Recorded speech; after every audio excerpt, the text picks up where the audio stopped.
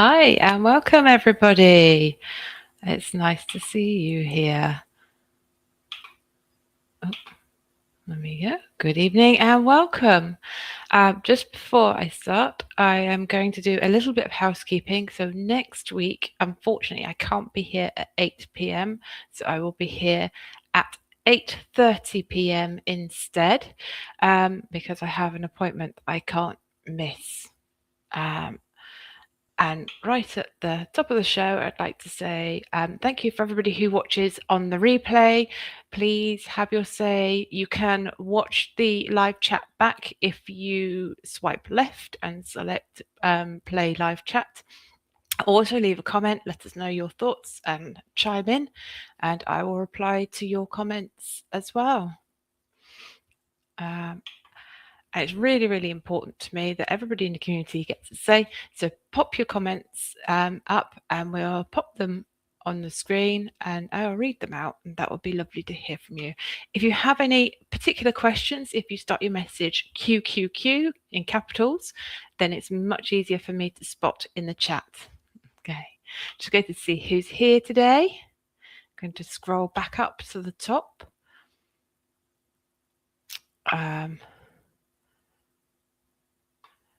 Very early in, we had Camo Corner. I'm sorry, Camo Corner, I don't have a name. If you pop a name on the screen, I can call you by your name. Or I can call you Camo Corner if you prefer that. I don't mind. And we had Ashton 6 in. Nice to see you here, Ashton. Who else we got? And I'm sorry about the sound issues last week. Ashton is letting me know that my microphone is working. Hi, Sean. Nice to see you in. Hello to me. Hi. And Jim and Lou from Fields and Flocks. Thank you for popping in. It's nice to see you. Okay. Let's get this show on the road. Now, at the top of the comment section, I have put in some links to the sources for the information that I referred to this evening. So if you're interested in having a look at any of those articles, they're linked at the top. And we're going to talk about today the challenges with our extreme weather we're having at the moment, and what that can mean. So the first thing, picking through everything, was to think about what sort of extreme weather we are having. Now, if you think of any others, put them in a chat, because I'm sure these are not exclusively the only things we have to deal with, but we have vast extremes. We spent all our summer praying for rain and crossing our fingers and hoping for rain, and now this winter we've had to deal with excessive rain and flash flooding. And I know for the people in North America, the polar ice storms, the ice storm they had a few weeks ago was a week or two ago was really horrific. But quite often the polar vortex goes wobbly and they have an incursion come down from the north, and that can be a problem. And also with the warmth of the ocean, places like Florida are getting hit with more tropical fronts and more heavy rain. And what that means for us is we may get more pests, more invasive species. Our growing zones are all changing. I know in the US they've all had new zones arriving, and our seasons are not starting and finishing when they used to. It's not all terrible. With the warmth, we have more choice of which plants we want to plant, and we also can have a longer growing season. Now I'm just going to check the chat to see if anyone has anything to say. But we have some more people popped in. We have Mo from Crazy Home Lifestead. Nice to see you in. Hi, welcome. Kirsty from Heart's Humble Homestead, who was a guest on the show a couple of weeks ago. We have Jason from Allotment of the Dead. Nice to see you, Mel. Susie, hi Susie. So I see you. I apologise if I've missed anyone. Allotment Joy. Hi. Nice to see you in. Brilliant. Okay.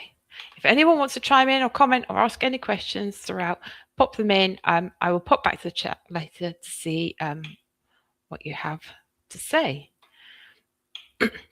I wanted to talk about some mitigation ideas. Now, you may have some ideas yourself and pop them in the chat because it's all good. I'm not the expert. I don't know it all. I've done some research.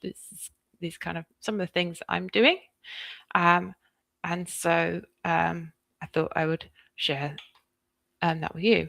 And again, I think we all know this one, invest in water storage, water butts and things like that. That's obviously one that we all know and do. I'm going to skip through these because these are quite straightforward. Monitoring the weather. And then we get on to the kind of real bones of it. So plant diversity and overplant. So we're moving into a time now where if we plant more than we want, when one crop fails, something will fill that space. And we're also talking about diversity in terms of different sorts of crops, in terms of varieties of crops, so that if something suffers from heat stress or something along those lines, then something else will take its place. Now this one I hadn't thought of until I read the article, and it says to be aware of new pest threats and invasive species. And when I was looking through this, something came up. It's called a red palm weevil, which apparently is on its way to the UK. I don't know if anybody else has heard of this. And apparently it predominantly likes palm trees, but it has attacked things like coconuts. It will kill bananas and all sorts. And they're having a terrible trouble in Europe with this at the moment. Let's see what people are saying in the chat. Yeah. So lots of water around the moment. Normally where you don't want it, that is very true. I went to overtake a moped last night in the dark, didn't see a massive puddle on the road. Steering, he pulled out of my hand. Water came up over the bonnet. Oh, I suspect the moped driver was a bit soggy too, Sean. It's scary when that happens. Yeah, digging and clearing the wet. Yeah. So by digging in the wet weather, you're just going to compact your soil. You're going to knock the air out of it. Yeah, pulled up a bit further. Yeah, something like that does shake you up. Yes, the red palm weevil. Thank you for the link, Jay. That's brilliant. Caught up on the chat.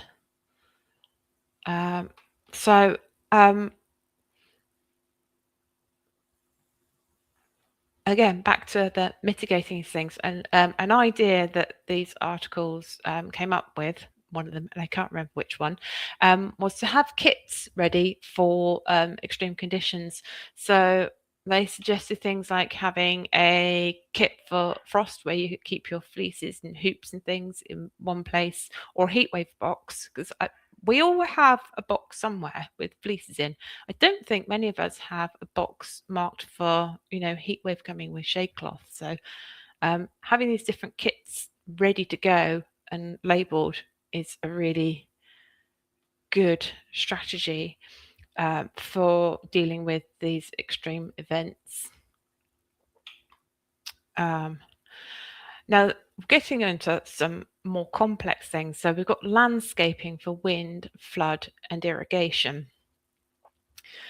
Windbreaks, I think we're all aware of windbreaks and planting fences and hedgerow, putting in fences and planting hedgerows to give protection for wind. But landscaping for flood and irrigation, there are certain things you can do. So one of them is a rain garden. If an area floods, just go with it, make it a rain garden. But the other interesting thing, I'm going to share my screen with you, and it's something I've done on my farm, is landscape and use swales. Now, this is an image of a smaller swale, and it's from a book, and the reference for this is also at the top of the comments as well. So this is a berm, a swale and a berm. So the swale is the dugout dip, and then the berm is the bank where the soil that's been dug out of the swale is piled. And this is twofold. Firstly, it holds up that water so you don't have water run off over the top of your land. And secondly, there's a raised berm which holds the plants slightly above the water table and above the water so they don't get completely waterlogged in the winter. Now, the swale fills with water during rainstorm, but that will soak in and dissipate. So it's not filled with water all the time. It fills and then empties and fills and empties. Now, this is twofold because, first of all, it does help with the flooding in the winter. And I can verify that because I have swales and berms at the farm. But the other thing is it will charge the land underneath. So the water will travel at right angles to the surface. So if you're on a slight slope and the water goes in here, once the water has entered the soil, it will travel along just under the surface very, very slowly. And that means in my perennial garden, I don't water. Even last summer, I didn't water except for newly sown carrots because they needed to germinate. But other than that, I did no irrigation. So that's another way of mitigating drought and flood. Another way to become more resilient is by perennial planting. I'm going to remove that from the screen for now. With perennial planting, so with your annual crops, you've got that delicate phase where they're germinating, especially if you direct sow, or if you have plug plants, the delicate bit where they've just transferred into the garden, they haven't got their roots deeply into the soil. By utilizing perennials, we can get those roots into the ground, and we can have a more robust planting system, which is really, really exciting. Now I'm going to go back and check the comments and see what people have said. Yeah,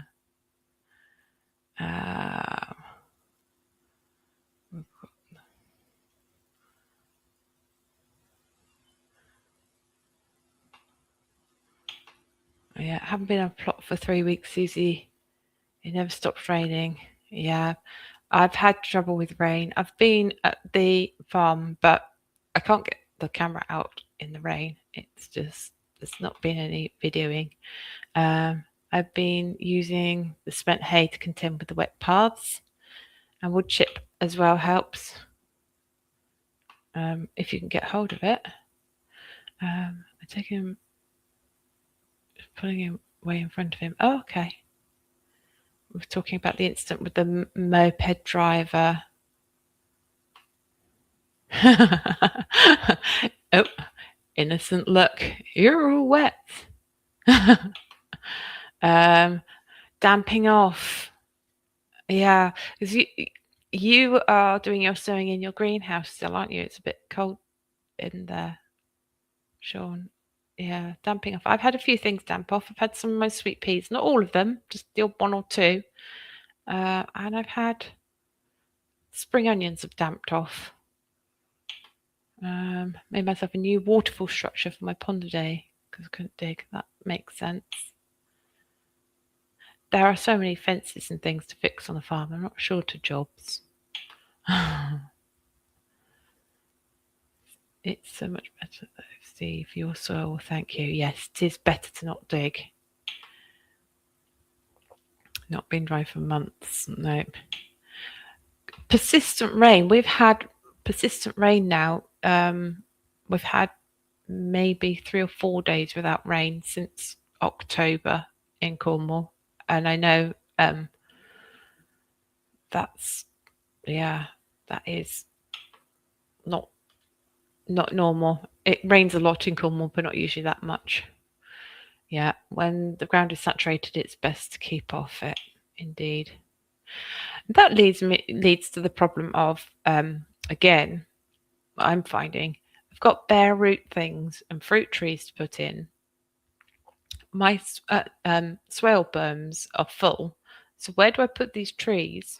Because they need to go in the ground before they wake up in the spring. And Jay has shared the link for us. That's great, for the forest garden.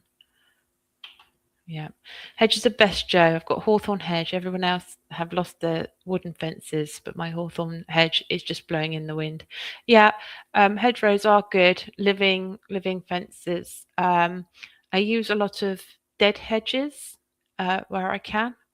For anybody that's not familiar with dead hedges, so you bang sticks in the ground with a gap between, and then you fill that with sticks and things. And I'll put a dead hedge in, and then I'll plant a living hedge next to it, and that dead hedge acts as a barrier, and it usually decays by the time the other hedge has fully grown.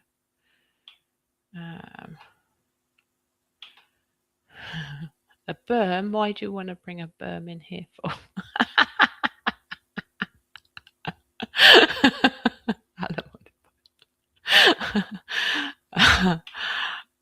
I do like Monty Python. Long beech hedge. Yeah, and it's great. There's so many different things you can use for your hedgerows. I've got a lot of hawthorn and blackthorn. I've got a lot of willow. I've got a lot of hazelnut in my hedgerows. They do help. I have water butts and old plastic dustbins people gave away. Yeah. In my video this week, a look back at my old garden, my water catchment was actually made out of old pallets and a piece of pond liner that I found. There are lots of ways to collect water. Buried under 3 to 7 feet of snow will be for some time. Yeah, Jay's been digging snow today.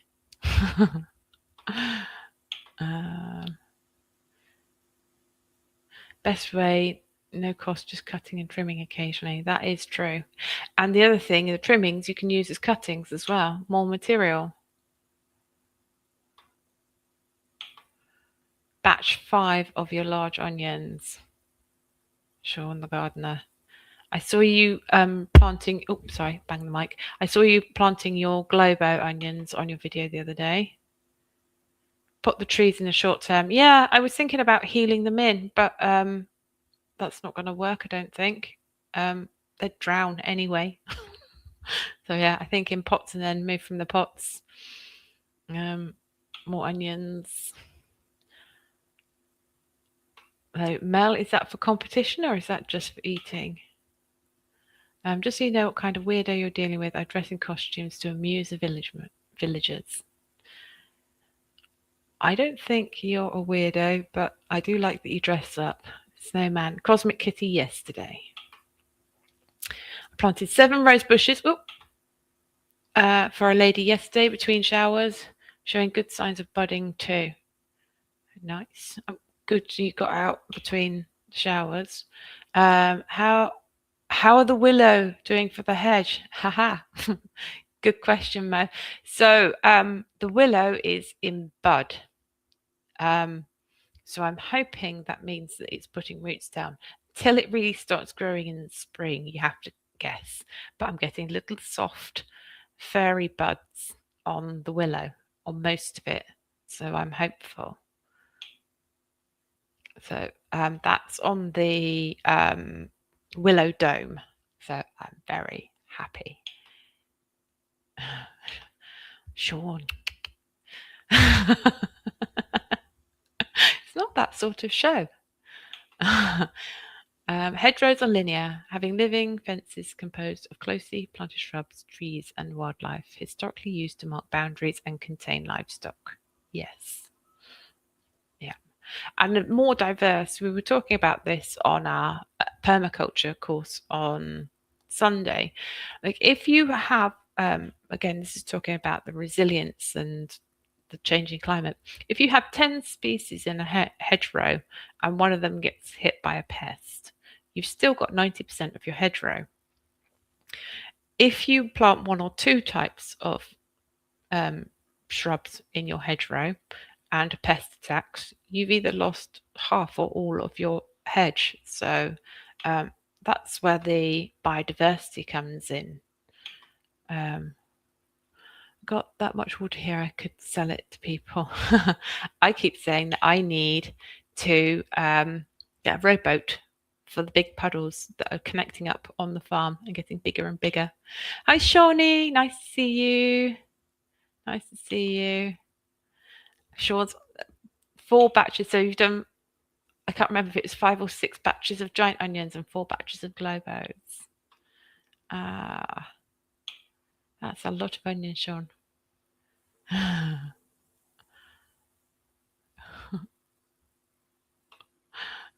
And please do like, share, subscribe. Banners. Talking to myself. I'm very new to this. And I can't remember how far I had gotten. Yeah. So the next heading I've got is perennial planting, and I know I talked about this a little bit, but this really leads into resilience. So combining perennial and annual planting together gives you that amazing backup. It allows that biodiversity, and it also allows you to layer your crops, because your annuals don't tend, well, apart from your corn that gets quite tall, you don't get to use and beans and things, but using the whole height of the garden. So you can have your fruit trees, and then you can have your fruit bushes, and then you can have your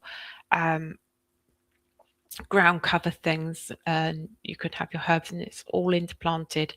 And then in amongst that, you can also put in some of your annuals if you wanted to, or you could have a separate area. I'm kind of a mix of both. I've got a perennial garden with some annuals in, and then an annual garden too, which as I develop, you'll see more of on the channel. Okay. Now, is there anything in particular anybody does here to mitigate the bad weather, other than stay indoors? Yeah. So you're eating onions next month. Excellent. I've sown mine. I think I might have gone a bit early, but I can sow some more. Thank you. That's very kind, Jay. I've lost count. The first 3 batches, I'm not confident that I'll have enough to do any shows this year. Sean, you will. We do this as gardeners. We panic and we sow more than we need, and then we grow them all on just in case some of the ones we don't need turn out better than the ones we've saved. And then it turns out we have too many and we can't give our produce away, and there's just too much. I would like an order British water. Yes. You did offer, Sean, to sell it.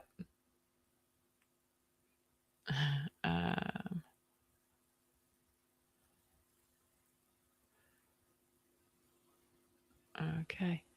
So that with every live or YouTube video we upload with confidence, Jay, I find that too. Yeah, it does. It takes practice, and I'm getting there. I'm trying to learn.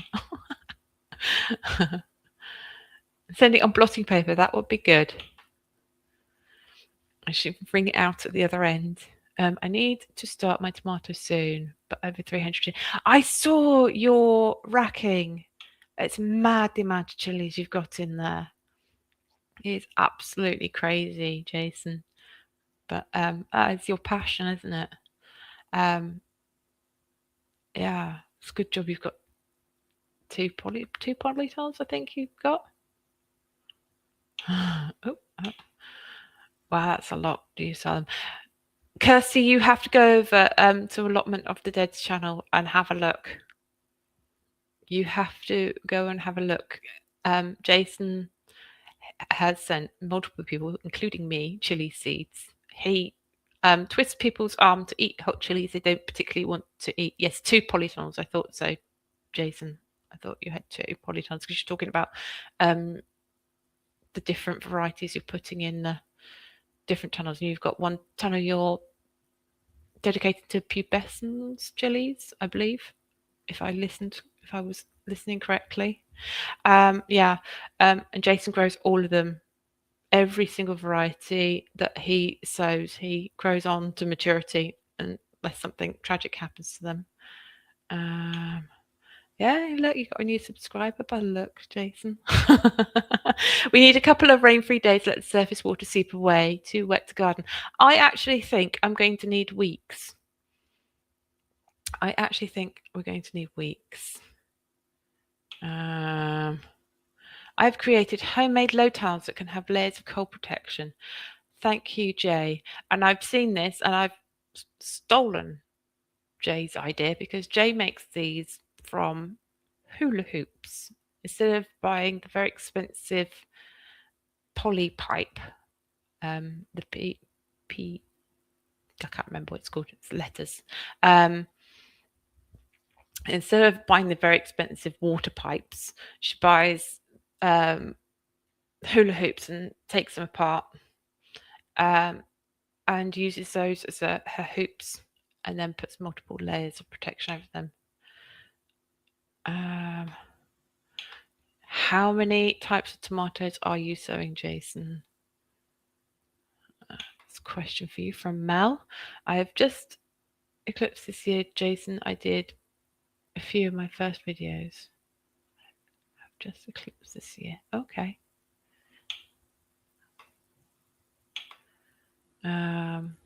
Flowers about 6. I don't quote me on that. Depends if Ali sends me any. Okay, so 6 varieties of tomato. That's not too bad. Hi, Sean saying hi to Elaine. Oh, yeah. So if you want to get somebody's attention, yeah, put at and then their handle, and then it gets highlighted to them in the chat. Okay. I think we're caught up there. Now I have a little bit of a different show and tell today. And you know what it is from the thumbnail because I got this book and oh, it's back to front on the screen. That's great. But I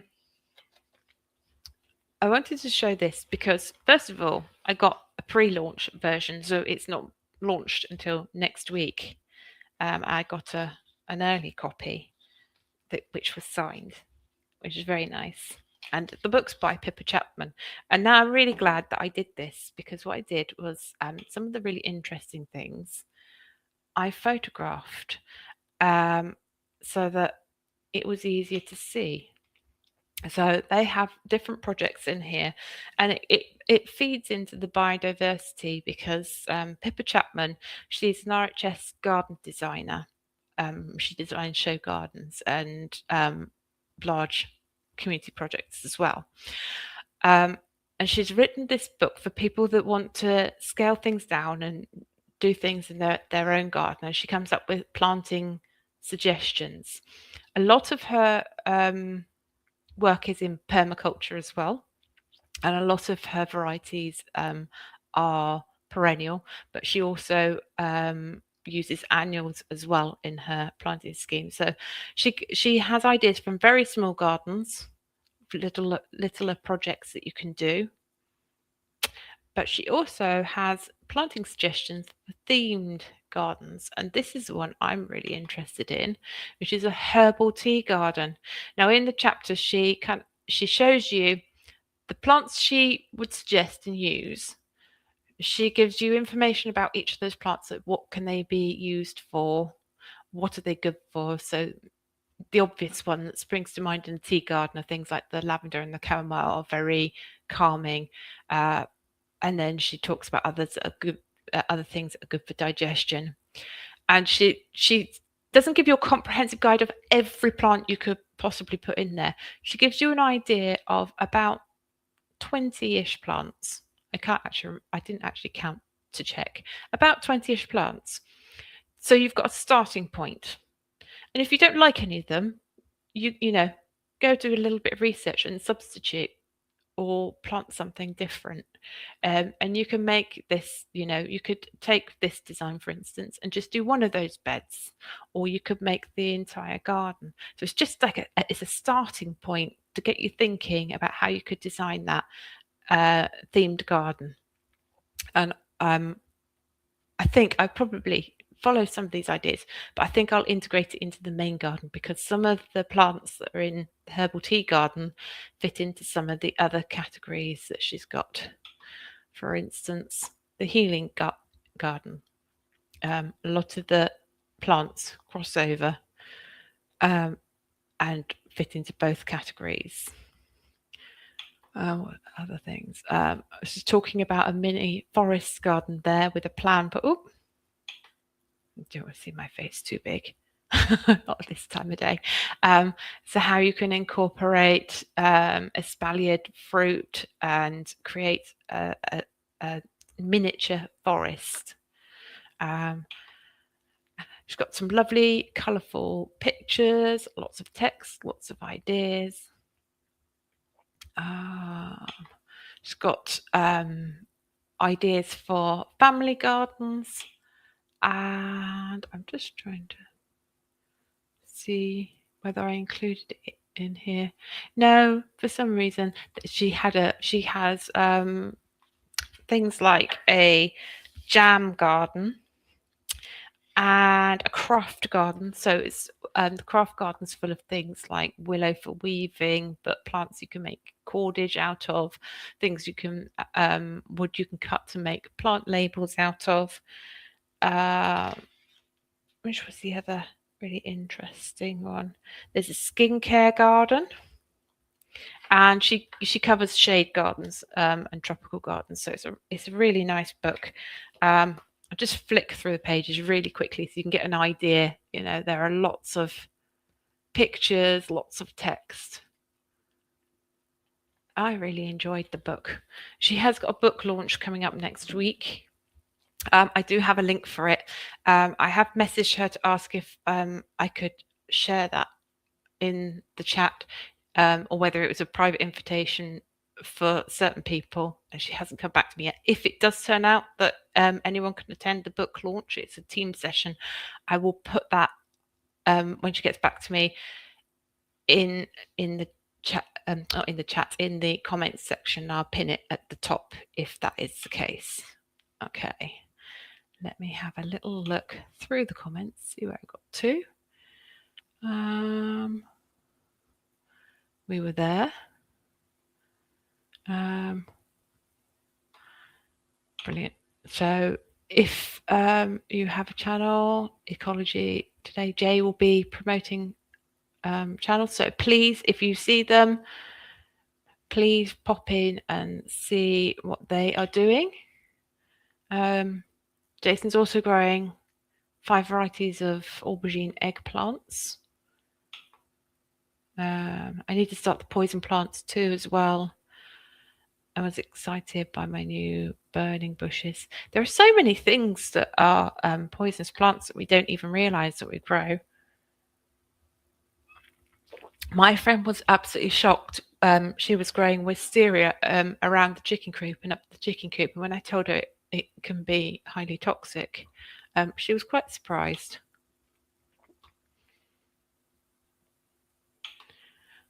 Oh, so my camera's showing me it in reverse, but you guys are seeing it the right way around. That's good to know. That's good to know. I'm glad I took the photos though, because that saved me worrying about that. That really did save me worrying. Oh, thank you. And Steve. Yeah. Palettes have great uses. They do. And I have just discovered a trick. It was on the Hellenic Project web YouTube channel. They snip so once they've broken apart the palette with all the nails that are left in, they use bolt cutters and they snip the pointy end off, leaving just a really short bit. And then when they hit it with the hammer, it bangs out enough to be able to pull it out with the claw hammer without, when the nail's long and you've got the end and you keep whacking it with the hammer to try and get it out, it just bends and snaps and you're stuck with these nails. It doesn't do that. And so I am going to do that and take some more pallets apart because it takes me ages usually. I don't really like herbal tea, although most of my herbs are toxic. Yeah, don't make yourself herbal tea in Jason's garden. You never know. I didn't used to like herbal teas, but I do like ginger. And so I started with ginger tea and I'm getting more into it. And I think it's probably because I have an addiction to caffeine. So I think I don't like herbal teas. What I actually need to do is break my addiction to caffeine, and then I'll enjoy them more. I think I'm going to take that. I'm going to remove from the stage that. There we go. Gardening in a climate. So these are some of the articles that I referred to for my research. There's Sean the Gardener's YouTube. I think green tea is made from camellia plants. Camellia sinensis is our traditional black tea that we drink, but green tea is probably in the camellia family.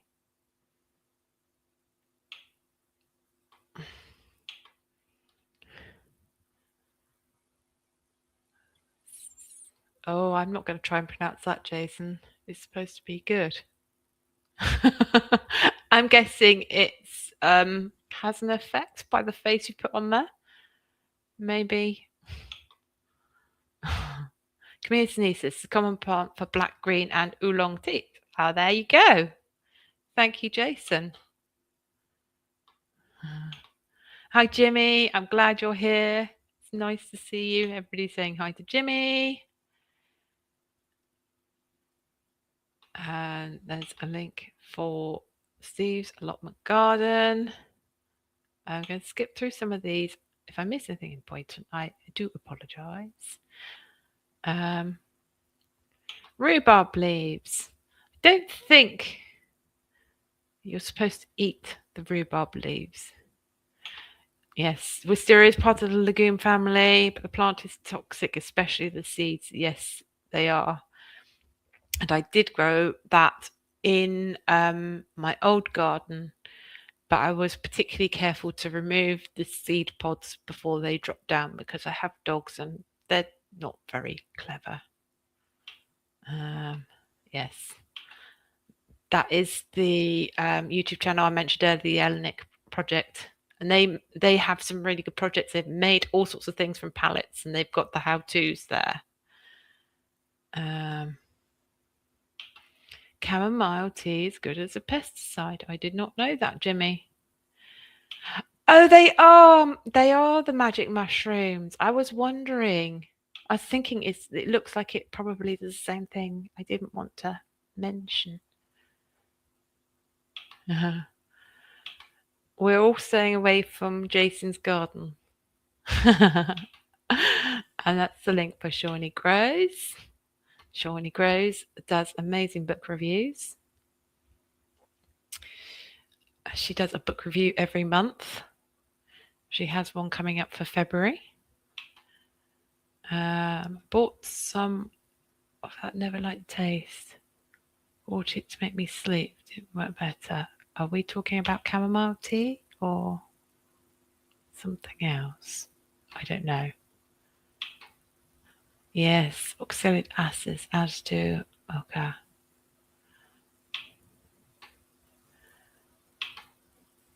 Oh. Yep, Jason might have rhubarb leaves in his death garden, maybe. I don't know that they kill you, but they're not good for you. Give you tummy ache. Chamomile tea. I'm not particularly keen on chamomile tea, but maybe I'll give it a go when I get desperate this year. Right. You leave ochre in the sun to get rid of some of the oxalic acid. It makes them sweeter. Okay. Don't mess with Jason. Yeah, let's see. The other thing that everybody has in their gardens and don't even think about are daffodil bulbs, highly toxic. If you accidentally muddle them up with an onion.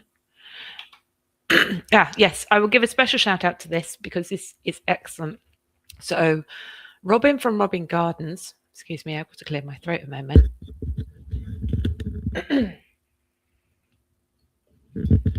Sorry, I had a crackly voice. Robin from Robin Gardens and Shawnee from Shawnee Grows and Robin Gardens have a, I think, bi-weekly or monthly show. Monthly. And the next one is on 12th of February at 9 p.m. and it's called Roots and Rambles. And they're talking about winter sowing this time, which is really interesting. If you've not done winter sowing before, it's an interesting subject and it makes life a lot simpler when you're juggling seed trays if you can winter sow outside instead. Yes. Jason is a mad scientist. And he is a scientist by trade. Laburnum seeds are poisonous. I did know that.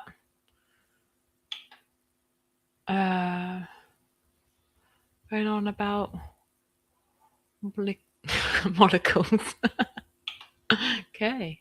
Oh, yeah, allotment joys. So that's a link to Elaine's channel.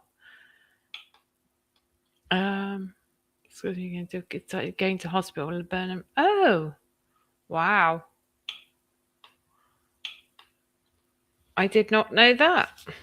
Who'd have thought to put laburnum trees in schools? Somebody that doesn't like children. Okay, all right. Now, talking of all the rain, although that's been a bit of a downer, I'm just going to show you one thing and then I'll go back to comments again. I'm just going to show you one thing that I discovered on my farm today, and it's new, and it was not there last year. This is brand new, and you might not find it as exciting as me, but I found this incredibly exciting. I'm hoping that the sound works for you. Let's see. This is incredibly exciting. I put in swales above this area of ground about 4 years ago, and just this morning I have noticed a new spring. This was not here last year.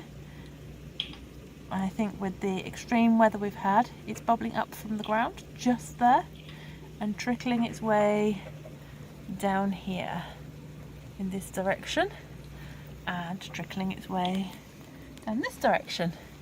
It's getting absorbed by the ground below it quite quickly, but that is extremely exciting.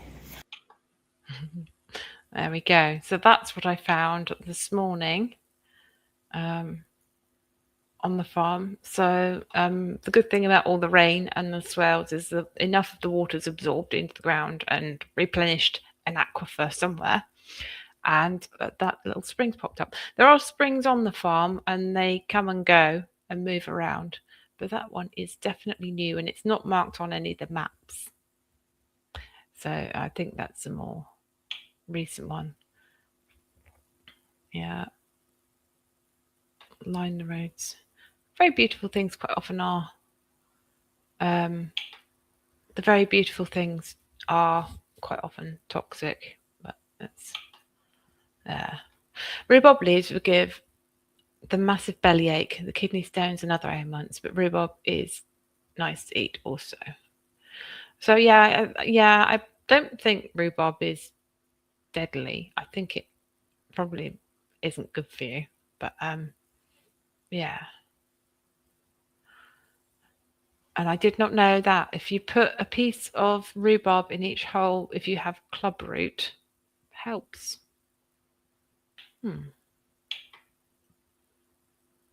That's another of the links from one of the articles that I used for research. We got there. Nice yellow flowers and anything with such beauty can kill you in the garden. Yeah. Are we talking about daffodils there, possibly? Or southern water mismanagement. There are no water pipes under my land. The water, if I wanted water from Southwest Water, well, first of all, they would refuse to dig up the roads, but it is on the A39, the closest water, and I'm a road like 300-400 meters away from it. It's definitely not Southwest Waters. No, it's not a pipe. It's not a pipe. There are no pipes anywhere near us. All the farms surrounding me are on boreholes. I have a borehole in my field because, the Southwest Water, it's too expensive to connect up. And that's also why I have solar power, because it would be too expensive. It was cheaper to put in an entire solar array than have mains electricity connected. So that's what I did. Kirsty over at Heart's Humble Homestead, who makes excellent how-to videos and shares her self-sufficiency journey with her chickens and her back garden and her extra plot of land. There. It's a pipe. It's not a pipe. There are no pipes under my land. My snowdrops are coming up at the moment. Looking forward to the flowers, and they're also toxic. Oh, nice. Snowdrops are out in Cornwall, as are the daffodils. Daffodil picking season for the farms in Cornwall is January, beginning of February, and then they're all open, and supermarkets don't want them that way. You're dowsing. Get your dowsing for We literally had a water dowser visit the farm 5 years ago with his dowsing rods, and he walked all around the farm with his dowsing rods, and he found the perfect place to dig a borehole. And we dug down, and the water was 35 meters down, and then we dug another 25 meters to have a sump, and that's where my borehole is, up at the top of the farm, for anybody who wants to know. So we've done water dowsing, been there, done that. You're on the spot there, Steve, mate. Okay, maybe I missed that. Susie Spearing's YouTube channel there, link for people to follow if they want to. Cheers, Jimmy. Sorry, I should skip through some of these. Bluebells are on the way. Oh yeah, Sean. And we have a lovely spot. We drive down.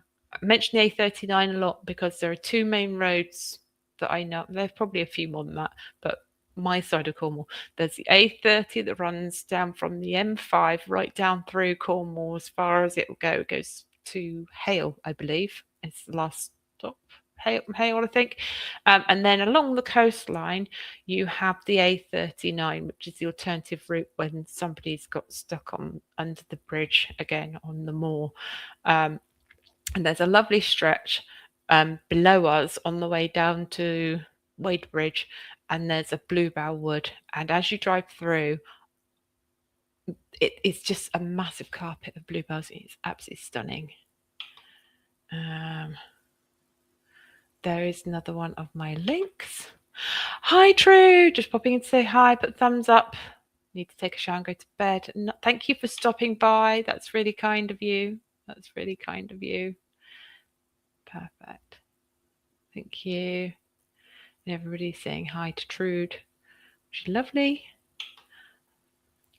We have an awesome community here. Everybody's very supportive, and I appreciate everybody supports me as I bumble through learning how to do this. I appreciate it very much. I'm going to put my email up as always. If anybody has show ideas or suggestions or something they would like to know about the farm, or a video they'd like me to make, you can pop it in the comments. Or if you don't want to put it on a public forum, you can more than welcome to email me. That's my email. It's also available on my channel landing page. So if you go to the Muddy Puddles Farm YouTube main page, and where it's got the description and the more box, you click more, my email is also there. And yes, Trude already said she's hitting the like and subscribe button, or the like button. So guys, if you remember that, that's really helpful to me. And I'm back to the live chat again.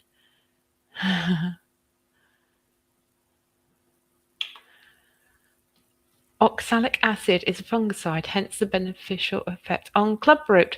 Of course it is, because is that not related to what we put on funguses we get on our feet? The doctors give you some oxalic acid to treat different things on your feet, or have I got that wrong? I muddled it up with something else. And there's the link for Charles Garden. And I know Jason will be madly typing away, letting me know if I'm right or wrong. That'll pop up in a minute.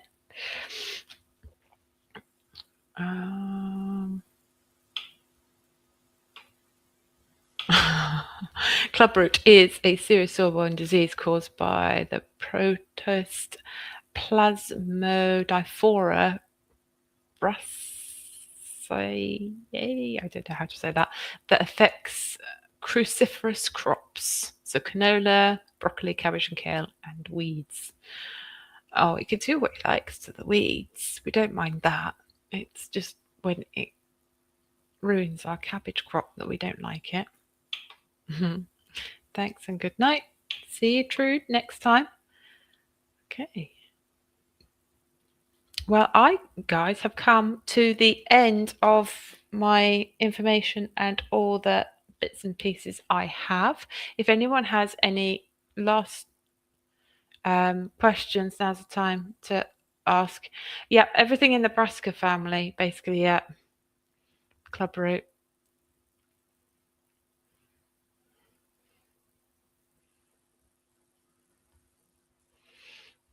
Yeah. Oh, there you go. Commonly found diet metabolic byproduct can cause foot-related issues like inflammation, joint pain, gout-like symptoms due to calcium oxalate crystals. Yeah. Or maybe it's oxalic acid you use externally on your feet. I don't know. I might have got not used on feet. Yeah. See, I told you. Tell me if you got it wrong. It's used as a coagulant. There you go. Yeah. Crystallized deposition in joints and tissues, high levels, often linked to excessive consumption of certain foods, may lead to poor circulation, and in severe cases, skin ulcers or peripheral neuropathy. Yes, salicylic acid. That's what I was thinking of. I got the two muddled up. I'm glad we got that clear. That could be horrible. Yeah. Put lime on your bed in every hole you make the plant. Add a bit of rhubarb at the bottom of the hole. It helps stop your veg getting clubroot. Yeah. I think I had we mentioned it in the chat. My granddad used to put powder on his cabbages. I'm sure and you suggested that it was probably lime, and it probably was. Yeah, clubroot mainly hits the brassica family. Or I can wee on them, thanks. It's not unheard of. Urea has an effect on athlete's foot. Might not smell too good. Okay, so I can pee in the shower then, can I, Jason? Be my excuse. Oh, I've got athlete's foot. No, we had a live stream that went on about way too much the other day, so let's move on to a different topic. Okay, right. Thank you very much, everyone, for coming and joining in today. As I say, I'm going to be late next week. I'm going to do a very short show, starting 8:30 to 9, just so that I'm not absent, but I have a hospital appointment I can't miss. I've said, let us know if you can't make it, but we're not going to rebook you if you don't. So I don't want to miss it because I need an X-ray. Squatting. Oh dear. Yeah. I actually have an area where I have a screen and I'm invisible. But yeah. Anyway, thank you very much, everybody, for coming. It's very kind of you. I am going to let you all go. Thank you very, very much. I hope everybody's had their links shared. Please do check out each other's channels and support each other. And as Jay says, next week is going to be half an hour later. It's going to be a very short stream.